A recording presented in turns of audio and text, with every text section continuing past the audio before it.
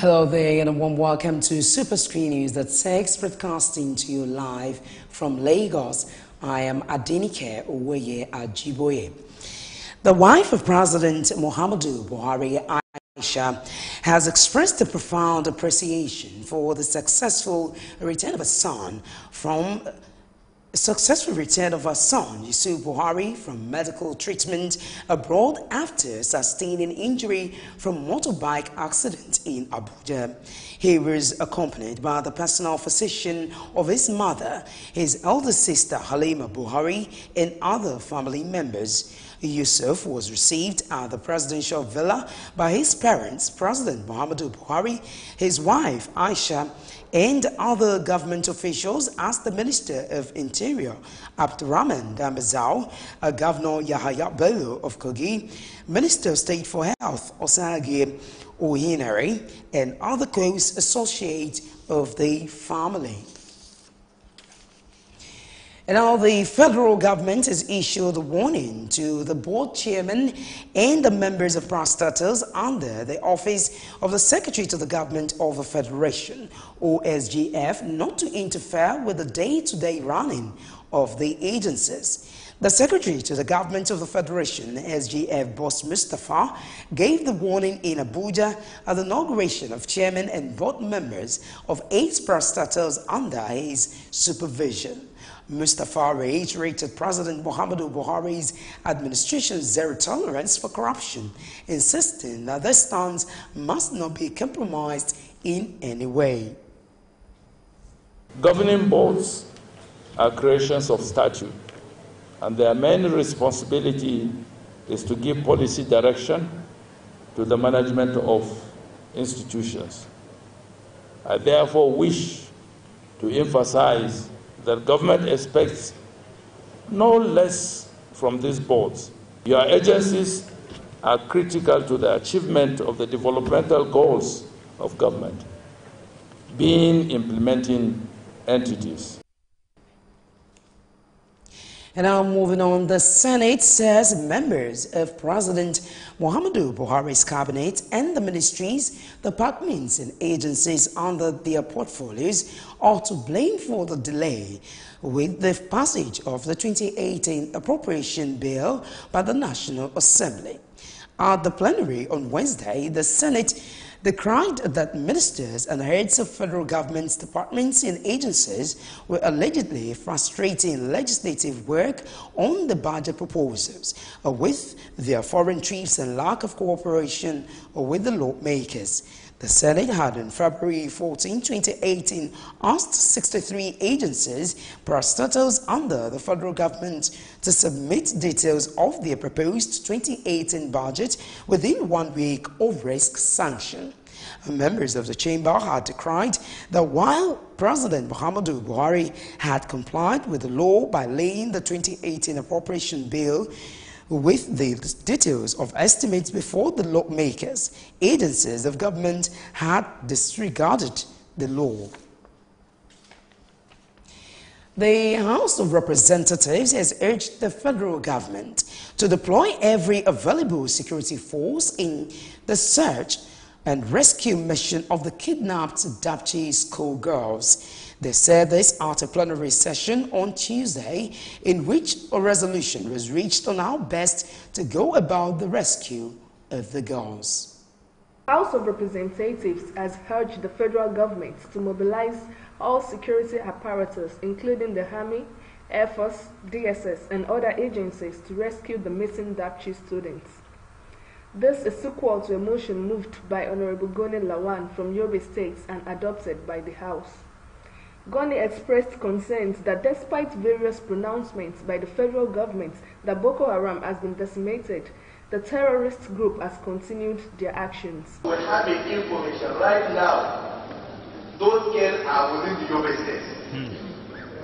They have never pushed them to anywhere on Niger or Borno because we have a very big forest between Yobe and Borno. According to individual information that we are getting, we don't have to now those girls are there inside. And the military are aware. It's just like Sabisa now.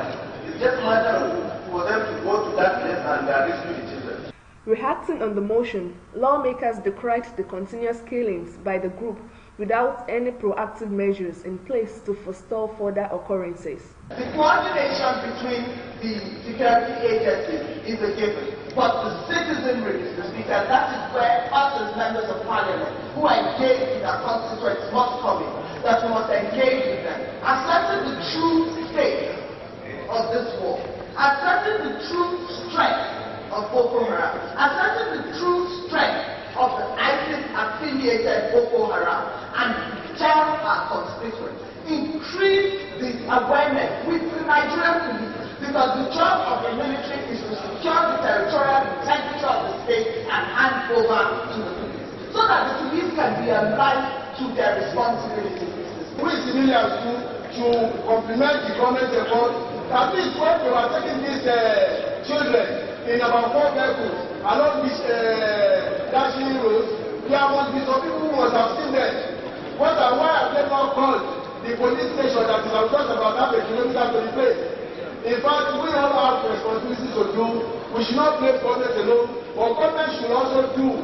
So we should provide under the Ministry of Education, provide for these security guards, and also the equipment that can be used, that is not dependent on the network or no network. A lot has been said, really, and we're just descriptive of the present situation from all the debates I've had. But the truth is, we should address the core of the matter. What have we done right now to ensure that if these terrorists were to make an attempt this night to kidnap another set of girls from our schools in the northeast, that attempt will be thwarted? What do we do going forward to ensure that this national shame does not happen again? The House, however, set up an ad hoc committee to visit Dapchi in Yobe State and report their findings back to the House. Moving on the news, 5 terrorists and 2 soldiers have lost their lives as the Nigerian troops continue the crackdown on the remnants of Boko Haram insurgents in the Sambisa forest.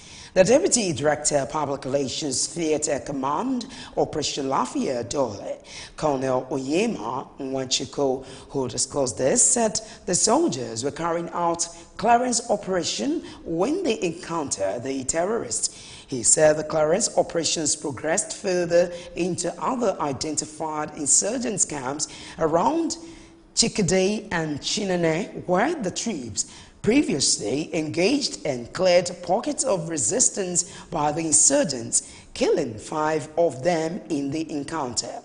Nwachiko said the troops exploited further in pursuit of the insurgents as they fled. One of the combat vehicles was rammed into by a terrorist vehicle-borne improvised explosive device, injuring 2 officers in the vehicle. Now, operatives of the Department of State Services DSS and the National Agency for the Prohibition of Trafficking in Persons (NAPTIP) have arrested 11 suspected traffickers in some parts of Anambra State in a joint operation. Report says the operatives also rescued 3 children whose ages ranged from 8 months to 4 years from the custody of this syndicate. It was gathered that the suspects, comprising 8 women and 3 men belonging to a criminal syndicate that specialized in kidnapping and sale of babies in southeast states, Lagos and Abuja. According to NAPTIP, many children yet to be traced or believed to have been trafficked by the same gang. As part of plans to empower women in Rivers State, Governor Nyesom Wike says a special law scheme has been set up to ensure women are properly catered for in the state. Wike made this known when a group of women from Ogba, Egbema, Udoni local government area visited him at the government house in Port Harcourt. Take a listen. Thousands of women from Ogba local government area of River State, led by Grace Akoloku, commended Governor Nyesom Wike for the launch of the new empowerment initiative and for enhancing security in the area. Spokesperson of the women, Akuluku, also thanked the governor for his gestures and called for water processing plants and more empowerment initiatives for the women in the area. To appreciate Your Excellency and government for the timely intervention in arresting the very troubling security challenges that plagued our local government for more than 8 years and the subsequent restoration of peace. Reacting, Wike urged the women to ensure that they take up a habit of investing funds from the scheme into the small and medium-scale enterprise, thus uplifting their living conditions. We need people to be alive for us to provide projects. If people are not alive, what are we doing projects for? Do we do projects for the dead? And let me assure of you, we will not relent. We will continue to do whatever we are supposed to do to make your life be meaningful. Wike commended security agencies in the state and assured his administration will continue to work towards improvement of peace and economic stability in the state. The security agencies in the state have done well in terms of making sure there is peace in Onega. The only place where I quarrel with security agencies is that they should move their hand in rigging election. That is where I have always quarreled with them, and I'll continue to quarrel with them. The governor also urged the Independent National Electoral Commission, INEC, and security agencies to ensure credible conduct of the 2019 general elections. There is a renewed call for the chairman of the People's Democratic Party, PDP, in Lagos State, Honorable Moshood Salvador, to step down. A faction of PDP members made the call again at the party's senatorial assembly meeting held in Kotun, Alimosho, a local government area of Lagos State. These are leaders and elders of the People's Democratic Party in Lagos State. They have gathered here in Alimosho local government area to reiterate their call on the sitting chairman, Honorable Salvador, to step down. At the party's West Senatorial Assembly meeting, these PDP members who say they are the majority in Lagos State PDP with 65%, wasted no time in making their demands known. Our subject matter at this assembly today is that Salvador must go. Yes or no? Yeah! Now there is a motion. If you want Salvador to stay or to go, if you want Salvador to go, relinquish his office as the chairman, PDP Lagos State said yes. Yeah! We don't need this man called Salvador to be our state chairman. Moshood Salvador will never be our state chairman. The PDP in Nigeria has advanced more than a sectional leader. We don't want a leader that is selfish. A leader that's self-centered. We don't want them again. Others also speak on what informed their decision for the sitting chairman to vacate office. Salvador had changed the decision of the party members, and as a result, he should be sent packing. I 100% support their decision that Salvador should be removed as the chairman. It's unfortunate in a party like this, and all we ask for is that these things should be corrected. Those positions that are allotted to McCarthy Group should be filled by the members of the McCarthy Group. As of today, only less than 10% of the positions are filled by the McCarthy Group, whereas they should have 65%. Salvador is no longer the chairman of PDP in Lagos State because he has betrayed the trust of the leaders. We thought he is the man who will lead us to victory, but with our current finding now, he is working with APC, and we cannot invest our resources in a place where there will not be results. You will recall that the chairman, Honorable Moshood Salvador, had earlier cleared the air when a vote of no confidence was passed on him by this group of PDP members. insisting that only the party's National Executive Council, NEC, with the support of the duly elected chairman of the local government in the state, can remove him from office. A sitting chairman cannot be removed because he's a member of National Executive Council. It's not for anybody at local government or ward to say you have to go back to NEC if you don't want your chairman. So it's as simple as ABC. Salvador was not elected by a Congress. He was appointed, like every other person, he was appointed. So that is the meaning of harmonization of executive list. Salvador is a beneficiary of 65% of the total sharing, and we are taking our 65 from him. So the best thing for us to tell him, he should go.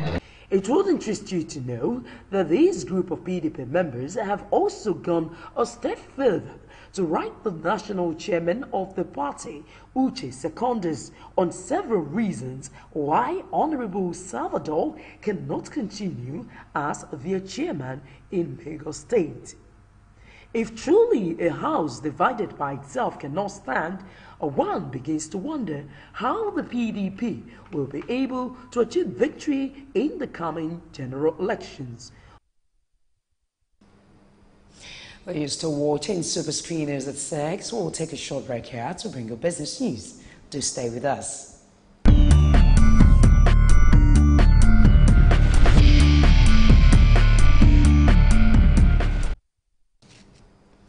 Well, it's so glad to have you back now in Business World. Vice President Yemi Osinbajo says Nigeria would need $2 billion, equivalent of 610 billion naira, to revive the Lagos-Kano rail line as part of efforts to boost local and international trade along the northern and southern zones. Osinbajo disclosed this at the opening of the inaugural edition of the Lagos-Kano Economic and Investment Summit held in Lagos. He said the federal government, in partnership with a private firm, General Electric, is proposing to invest in the project to enhance the movement of cargoes from Apapa Port to Kano by rail. The vice president expressed optimism that the collaboration between Lagos and Kano State would open up the investment opportunities in both states to local and international investors. The House of Representatives has summoned the Minister of Finance, Kemi Adeosun, and his counterpart, Isaac Adewole, over the deduction of 10 billion naira from the Treasury Single Account TSA of the National Health Insurance Scheme. Others summoned are the Governor of the Central Bank of Nigeria, Godwin Emefiele, the Minister of National Planning, Udoma, the Accountant General of the Federation, Ahmed Adisa, and the Director General of the Budget Office of the Federation, Ben Akabuzi. The money was taken in tranches of 5 billion naira in December 2016 and 5 billion naira in January 2018. The deductions, which became a public issue just as the reinstated Executive Secretary of the NHIS, Usman Yusuf, resumed duty, had generated a fresh controversy at the agency. And that's about it in Business World. We take another short break to bring you more news from international scene and then sports. Join us again.